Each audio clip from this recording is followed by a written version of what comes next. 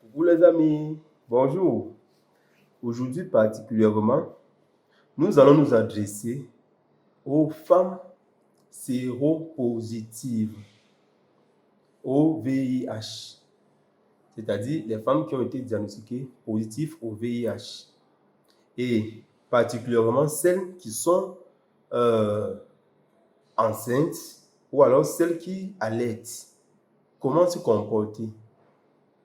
En fait, comment se comporter lorsque l'on est séropositif, soit pendant la grossesse ou alors pendant l'allaitement?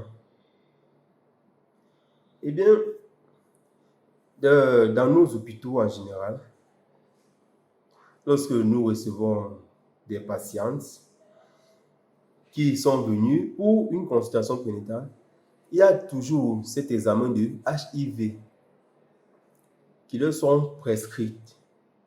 Et en fonction du résultat, le gynécologue ou le médecin verra quoi faire. Lorsque vous êtes HIV positif et pendant la grossesse, immédiatement, on doit vous placer sous traitement antirétroviraux, de façon à éviter la contamination de votre fœtus. Oui, parce qu'il est possible qu'une mère séropositive ne transmette pas la maladie à son enfant. Oui, la science évolue vraiment. Eh bien, comment ça se passe? Lorsque vous êtes enceinte et que vous êtes séropositif, on vous met sur un traitement antirétroviraux. Cela permet de réduire la charge virale qui est en vous, de façon à ce que cette charge virale soit indétectable. Et pour cela, vous ne pouvez pas transmettre le virus à votre enfant.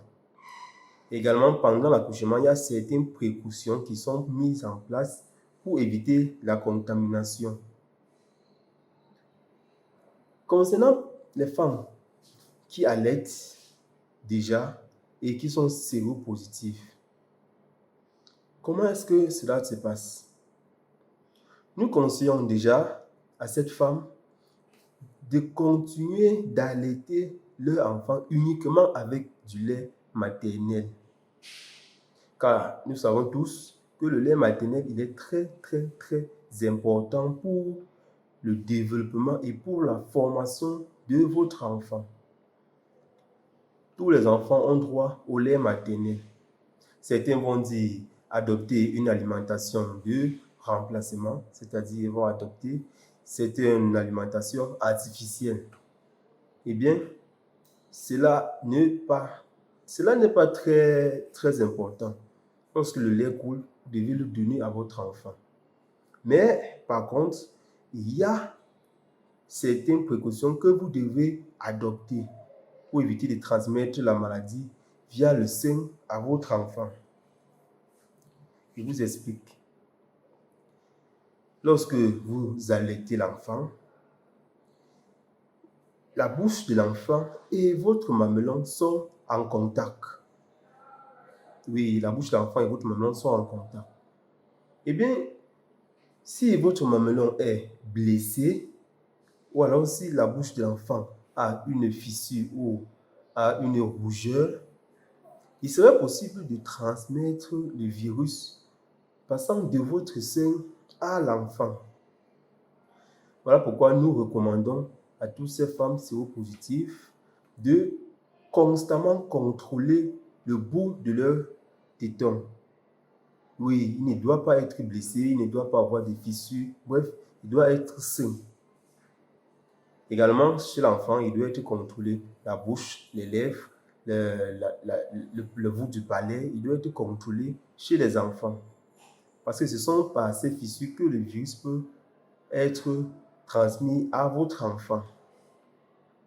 La science évolue et nous voyons tellement de femmes séropositives qui ont des grands enfants, qui ont traversé l'étape d'allaitement, jusqu'à l'enfant réussir à se débrouiller tout seul à manger normalement, sans être contaminé par le virus.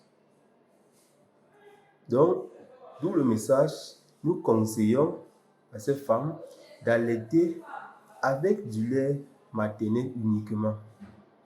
Eh bien, l'allaitement artificiel, lorsque vous adoptez cela, il vous faut déjà prendre en compte le côté financier, parce que l'allaitement artificiel est très coûteux et nécessite beaucoup de soins. Parce que lorsque vous adoptez l'allaitement artificiel, non seulement l'enfant peut être exposé aux infections, l'enfant est exposé aux diarrhées constantes, ce qui n'est pas du tout bien chez l'enfant. Lorsque on va voir certaines femmes, non seulement l'alimentation artificielle n'est pas bien préparée, non seulement les biberons que vous utilisez ne sont pas bien stérilisés, ne sont pas bien conservés, tout ce qui concourt à exposer votre enfant à d'autres infections. Voilà pourquoi nous optons plus pour l'allaitement maternel uniquement. Parce que cela, si le mamelon est bien, si l'enfant n'a pas de fissures, n'a pas de blessures, là vous êtes sûr que l'enfant doit arriver à 6 mois sans problème.